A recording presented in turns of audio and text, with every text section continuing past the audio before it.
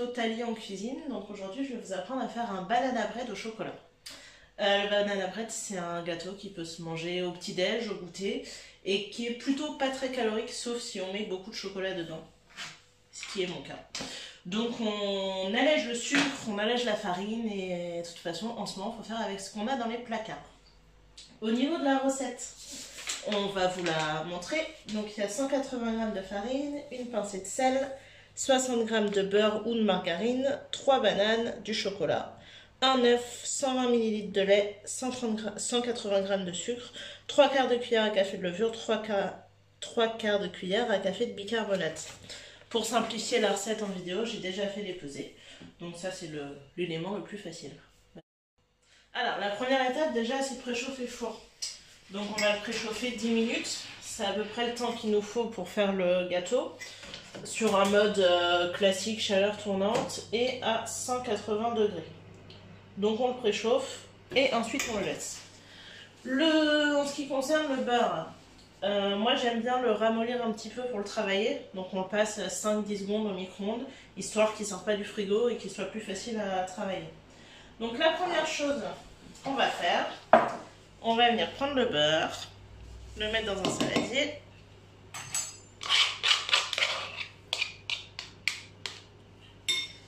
Et prendre le sucre. Ensuite, on va venir battre. On va venir battre à la fourchette notre mélange beurre-sucre. Donc on le bat bien de façon à ce que ce soit le plus homogène possible.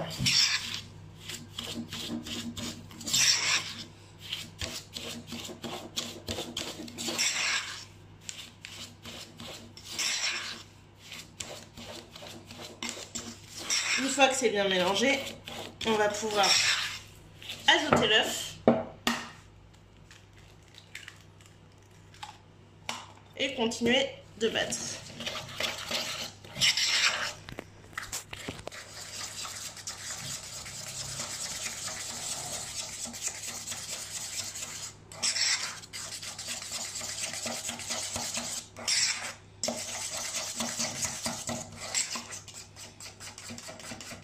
Parallèlement à ça, on va prendre un grand saladier type cul de poule, pour dire les choses très joliment.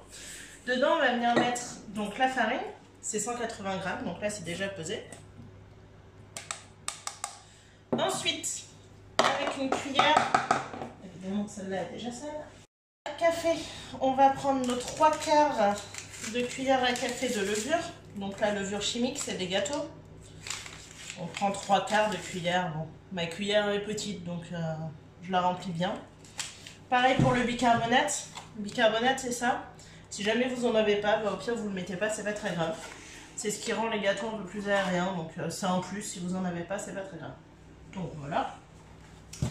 On va mettre une pincée de sel. Donc je vous conseille de faire à la main, parce que sinon vous risquez d'en avoir trop.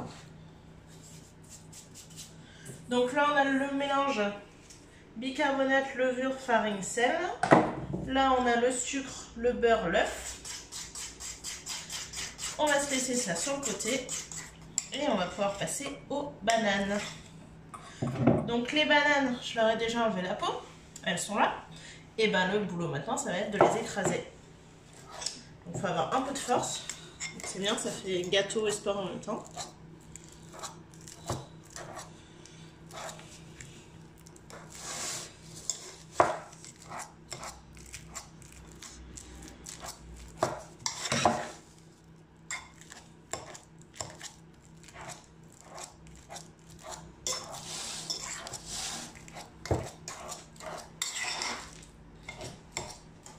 On les écrase bien, plus ce sera petit, plus ce sera bien écrasé, plus ce sera pratique pour la suite.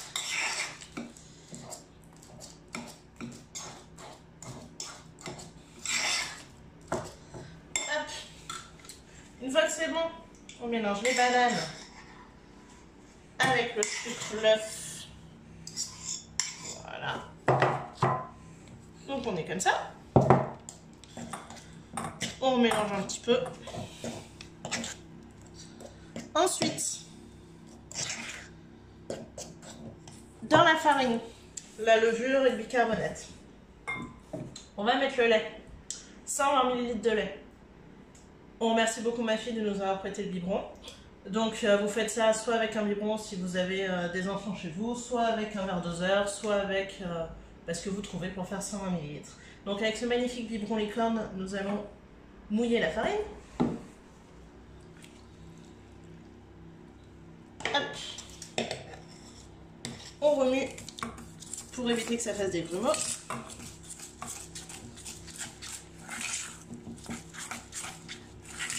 Et ensuite, on ajoute le mélange qu'on a précédemment fait.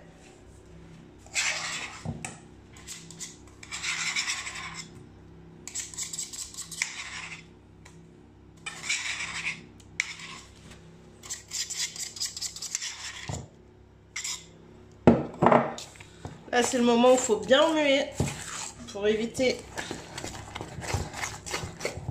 que ce soit pas homogène. Alors, il y a des morceaux, c'est normal, c'est parce que la banane, elle est écrasée, hein, c'est pas une purée lisse. Donc, les morceaux, c'est normal, on s'inquiète pas.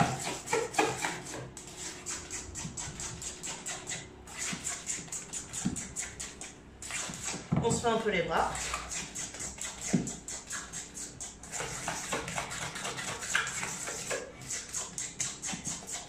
Normalement, là, on trouve quelque chose à peu près comme ça. Donc liquide avec des petits morceaux, donc de banane. Là c'est le moment où j'aime bien vérifier la recette pour être sûr que j'ai rien oublié. Donc la farine c'est bon, on l'a mis, le sel c'est bon, on l'a mis, le beurre c'est bon, les bananes c'est bon, le chocolat on y vient, l'œuf c'est bon, le lait c'est bon, le sucre c'est bon, la levure et le bicarbonate c'est bon. Donc on prend un moule. Moi j'aime bien les moules en silicone parce que ça accroche pas. Après si vous voulez prendre un moule en dur, vous n'oubliez pas de passer du beurre dessus pour vraiment que ça accroche pas. Parce que sinon ça risque de rester collé à la paroi et de pas être très joli. Le moule en silicone, il n'y a pas besoin de passer de beurre, c'est ça qui est cool. Par contre au fil des cuissons, on a beau le laver, ça garde la couleur. C'est pas très grave, il est propre. Donc on prend le moule. On verse notre banana bread dedans.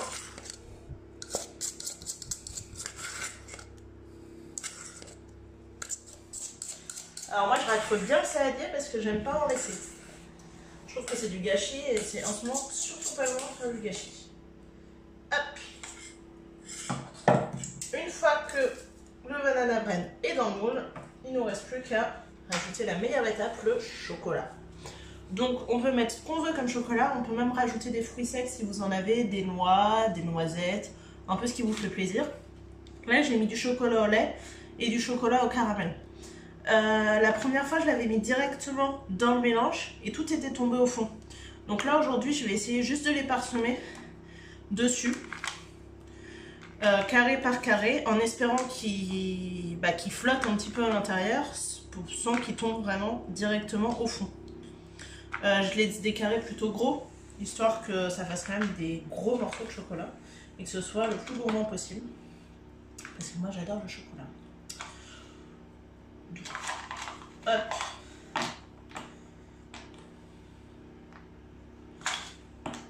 Une fois que c'est fait, on remet un petit peu pour les enfoncer un minimum, même si on ne veut pas qu'ils tombent au fond.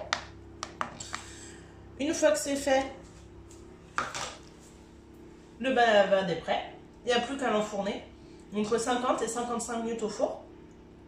Quand on ressort, on ne le touche surtout pas, on ne le démoule pas, on le laisse refroidir. Et puis je crois qu'on a fait le tour. Deux choses très importantes avant de faire la cuisine, on se lave les mains, surtout en ce moment. Et les cheveux attachés pour les filles, parce que ça serait dommage de trouver des cheveux à l'intérieur du gâteau. Si jamais vous faites cette recette, n'hésitez pas à envoyer des photos, ça nous fera très plaisir de le voir. Et puis à bientôt!